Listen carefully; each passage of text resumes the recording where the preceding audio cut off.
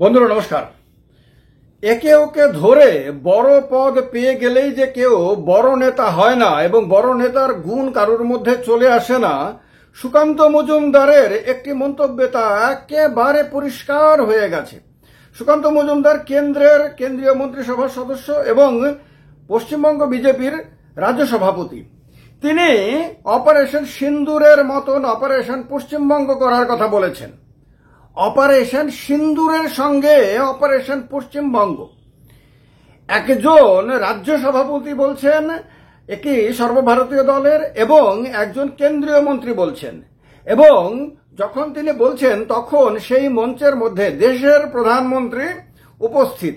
যে প্রধানমন্ত্রীকে অপারেশন সিন্দুর সফল হওয়ার জন্য অভিনন্দন জানানো হচ্ছে, সেই প্রধানমন্ত্রীর উপস্থিতিতে এখন নেতার গুণ না থাকলে যদি কাউকে পদে বসিয়ে দেয়, সে তো উল্টোপাল্টা কথা বলবেই, কিন্তু বলতে গিয়ে সে যে কত ভয়ঙ্কর কথা বলে ফেলছে সেই বোধটা তারও নেই, আর তার সমর্থকদের মধ্যেও সেই বোধটা কাজ করে না। কেন এই কথাটা আমি বললাম? আমি একটা একটা করে 5টা পয়েন্ট আপনাদের সামনে তুলে ধরবো এবং পাঁচটা পয়েন্টই আপনাদের মনের সঙ্গে মিলবে এবং সত্যিকার অর্থে আপনাদের পছন্দ হবে। তার কারণে ভিডিওটা না টেনে সবটা শুনবেন, কারণ খুবই সেন্সিটিভ এবং খুবই গুরুত্বপূর্ণ বিষয়। অপারেশন সিন্দুর একটা সামরিক অভিযান। সামরিক অভিযান দেশের সেনাবাহিনী চালিয়েছে। আপনারা বলেন, কোন রাজনৈতিক দলের বিরুদ্ধে কি দেশের ভেতরে সামরিক অভিযান চালানো যায়?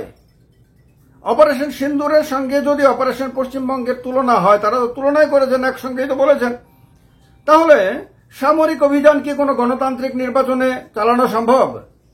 নিঃসন্দেহে তার কোনো অনুমতি নাই, সুতরাং এটা অসম্ভব। কিন্তু তাহলে তিনি কি বোঝাতে চেয়েছেন?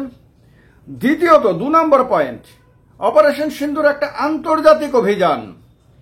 দেশের সীমানা পার করে দেশের বাইরে ঘাঁটি গেড়ে বসে থাকা শত্রুদের ওপরে, সন্ত্রাসবাদীদের ওপরে অভিযান চালিয়েছে দেশের বিমান বাহিনী, দেশের সেনাবাহিনী।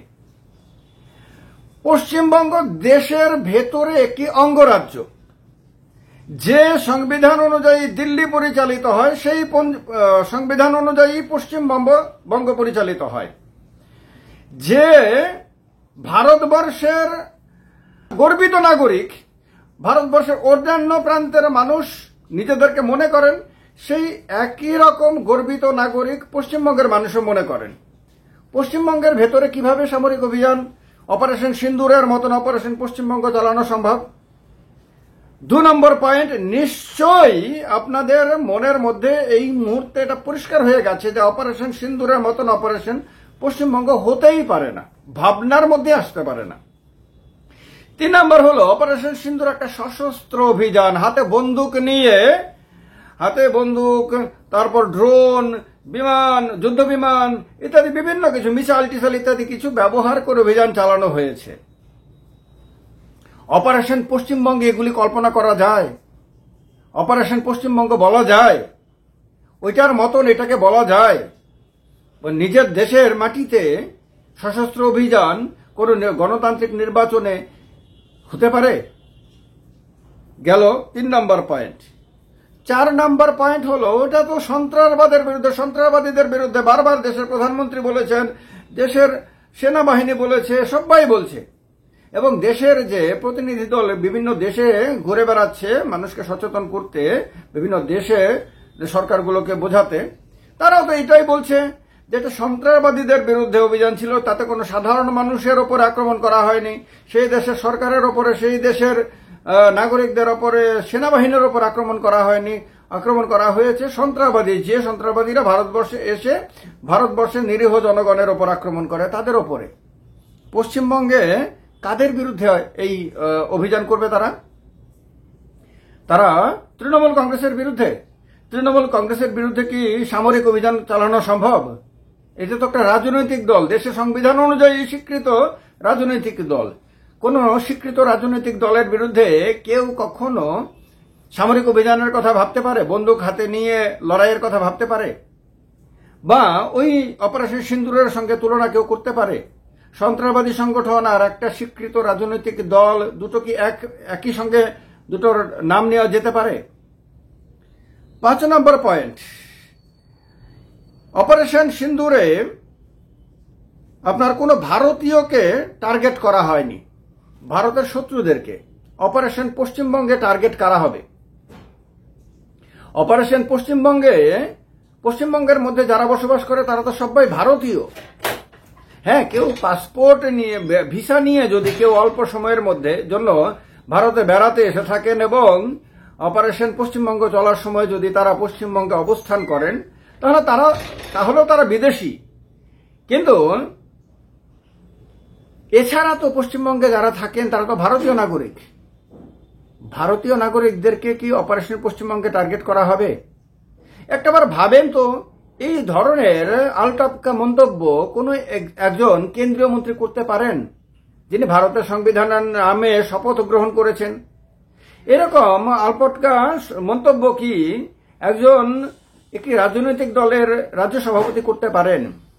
তাহলে বিজেপি কাদেরকে আপনার নেতা বানিয়েছে? এক তো হলো এই সুকান্ত বাবুর নেতৃত্বে বিজেপির ক্রমে অবনতি ঘটছে। তিনি বিজেপিকে ওপরের দিকে নিয়ে যেতে পারেননি, তিনি প্রমাণিত করতে পারেননি এখনো যে তিনি নেতা। তিনি সভাপতি হয়েছেন ঠিক, আর সভাপতি হওয়ার কারণে তাকে নেতা নেতা বলবে মানুষ, কিন্তু নেতৃত্ব গুণ যে তার মধ্যে নেই এটা তো প্রমাণিত। তিনি সভাপতি হওয়ার পরে তিনি বিজেপিকে 1 ইঞ্চি এগোতে পারেননি, কিন্তু কয়েক মাইল পিছিয়ে দিয়েছেন। তাহলে বিজেপি কি তার নাদুস নুদুস চেহারা দেখে তাকে নেতা মনে করেছে? দিল্লিতে তো একটা কথা খুব প্রচলিত আছে, পেহলে দর্শনধারী বাদ মে গুণ বিচারী। তাহলে প্রথম চেহারাটা দেখো, দেখতে কি রকম সেটা দেখো, তার গুণটুন দেখার দরকার নাই। তাহলে কি সুকান্ত মজুমদারের মধ্যে কোনো গুণটুন আছে কিনা সেটা দেখার কোনো প্রয়োজনীয়তা দিল্লির বিজেপি নেতারা মনে করেননি।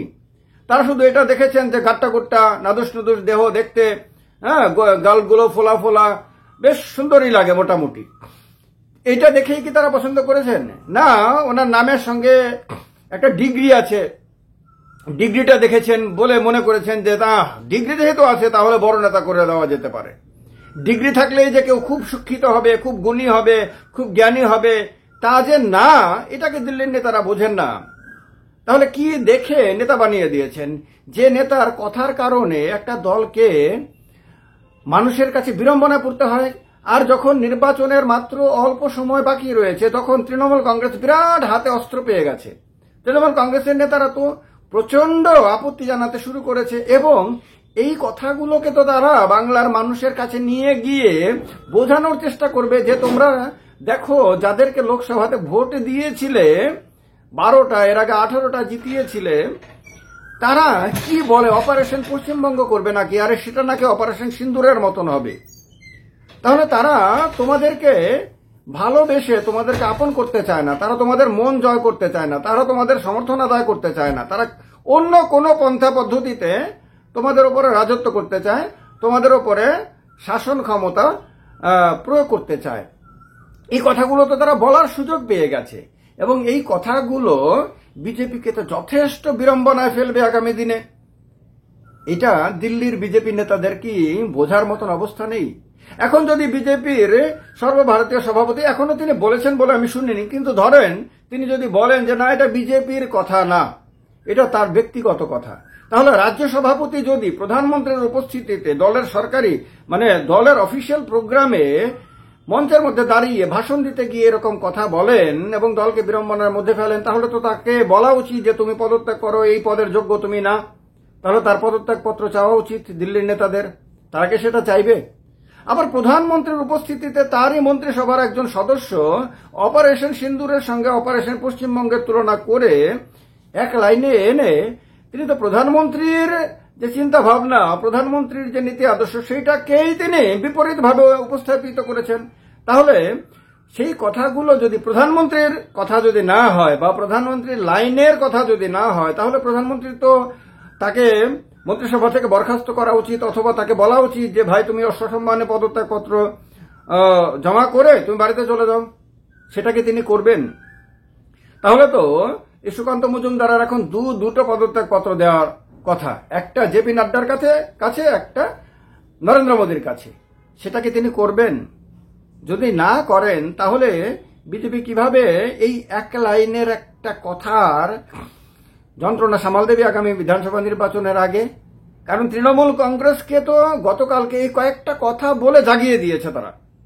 তৃণমূল কংগ্রেস দিকে দিকে উজ্জীবিত হয়ে গেছে, তাদের কর্মীরা উজ্জীবিত হয়ে গেছে।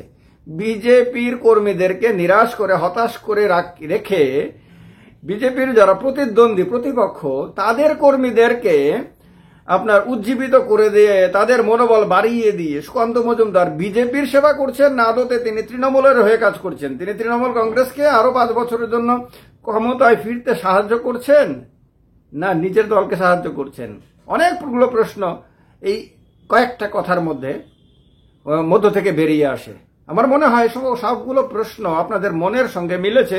আপনারা হয়তো এই কথাগুলো ভেবেছিলেন, তার কারণে ভিডিওটা আপনাদের ভালো লাগছে আমার বিশ্বাস। তার কারণে এটাকে লাইক করে দেবেন, শেয়ার করে দেবেন, মতামত অবশ্যই জানাবেন। এক্ষেত্রে কোনো রাজনৈতিক নেতা এরকম মন্তব্য করতে পারেন কি? আপনাদের কাছে আমার জিজ্ঞাসা। জয় হিন্দ, বন্দে মাতরম।